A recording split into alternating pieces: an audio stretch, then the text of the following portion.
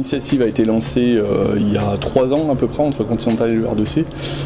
Donc le but était pour nous d'abord, c'était de faire un partenariat avec une école et démarrer des projets et les développer avec la stratégie usine 4.0. Ce qu'on voulait, c'était avoir une école et des élèves qui n'avaient pas vraiment d'a priori, puisque la caractéristique de l'usine 4.0, c'est des technologies qui sont nouvelles et qu'il faut apprendre sur place, et qui n'avaient pas d'a priori. Et donc du coup, ce qu'on a vu en l'école de la deuxième chance, c'est que du coup, on avait justement des élèves qui démarraient de zéro, sans compétences particulières à la base sur ces technologies-là. Donc c'était parfaite illustration de ce qu'on veut mettre en place dans notre usine.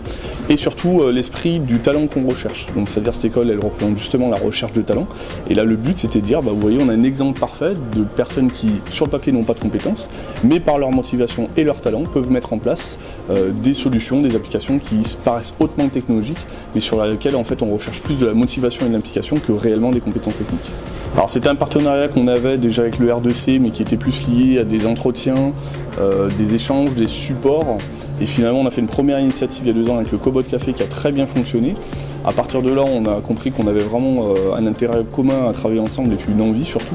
Et donc du coup on a commencé à avoir des relations un peu plus récurrentes.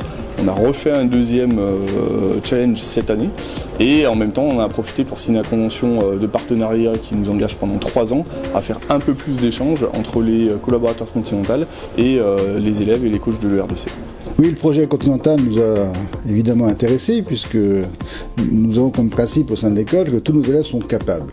Alors ce projet ne s'est pas fait tout seul, ça demandait un gros travail d'investissement de l'équipe pédagogique de l'école, mais également des partenaires de Continental qui se sont mobilisés pour accompagner notre groupe durant toute la semaine et même en amont du projet. J'aime bien la citation de Mark Twain qui dit qu'ils ne savaient pas que c'était impossible, alors ils l'ont fait.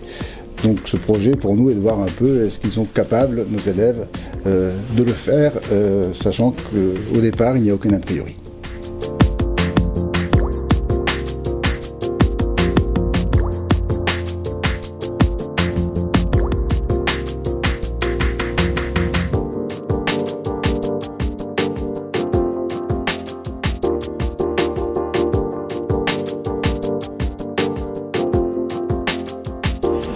Nous sommes à Continental dans le cadre d'un projet pour réaliser en fait la programmation d'un robot pour permettre aux éventuels visiteurs d'avoir une visite facile et non guidée par un personnel de Continental. Pour la réalisation de ce projet, en fait, nous sommes divisés en 4 groupes. On a un groupe en fait qui est dédié à la conception du développement, le développement qui va permettre au robot de se déplacer dans les différentes zones qui auront été choisies. On a un deuxième groupe en fait qui est dédié à la conception des BLIM. Je ne sais pas si le BLIM en fait c'est une nouvelle technologie de flash code. Bon, on est parti du flash code au QR code et après nous sommes arrivés au BLIM. C'est une société toulousaine d'ailleurs qui a mis ça sur pied. Il y a une troisième équipe qui est dédiée à la conception d'un support pour pouvoir mettre la tablette qui permettra de flasher les BIM. Et cette tablette sera insérée sur le robot qui est programmé par la première équipe, qui est dénommée AGV.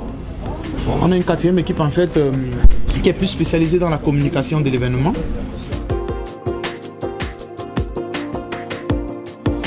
Mon rôle dans le projet, c'est de faire des BLIM. C'est comme le QR code. C'est pour aider le robot AGV de piloter dans l'usine pour faire des visites autonomes. Notre but à notre groupe, c'est de programmer le robot pour qu'il respecte un circuit de visite dans l'usine.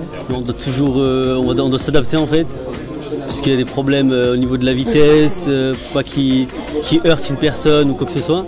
Après il a des capteurs etc, mais on doit ajuster la vitesse pour qu'il puisse prendre les parcours. C'est un travail d'équipe. Il faut commencer parce qu'on ne peut pas le faire tout seul et c'est de la répétition pour voir vraiment les choses en détail. Donc c'est rectifier pour avoir la perfection à la fin. Enfin, pas loin de la perfection en tout cas.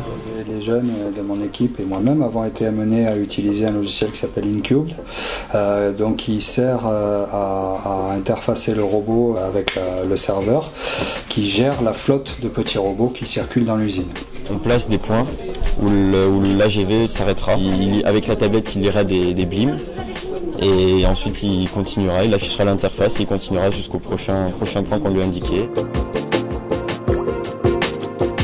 Notre projet, c'est le projet de création d'un support tablette sur un robot. Et du coup, après quelques modifications sur le logiciel SketchUp, on a pu obtenir le modèle qu'on voulait et directement on est passé sur l'imprimante 3D et on est arrivé à un résultat parfait et nos supports sont good.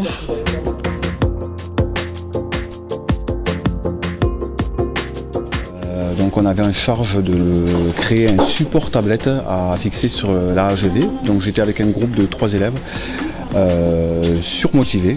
C'était très intéressant. On est arrivé à finir le projet en lui-même du support tablette rapidement. Et donc derrière les idées ont fusé pour customiser un peu Ben 5.0. Aujourd'hui on a encore des impressions qui sont lancées cet après-midi et je pense qu'en fin d'après-midi le robot devrait être terminé.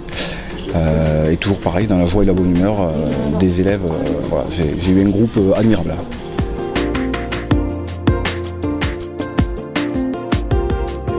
Moi j'ai fait des flyers, j'ai posté des tweets et en fait notre rôle c'est de répandre la pub et de répandre notre projet Ben 5.0 pour pouvoir que les jeunes continentales viennent à notre restitution du vendredi à 13h. Dans notre groupe communication, nous travaillons sur tout ce qui est le réseau et aussi le design. Chaque jour, nous faisons un article, un post sur les réseaux, que ce soit Instagram, Twitter, LinkedIn et j'en passe, afin de ramener le plus de personnes à vendredi lors de la remise du robot et que notre projet soit connu auprès d'un maximum de personnes.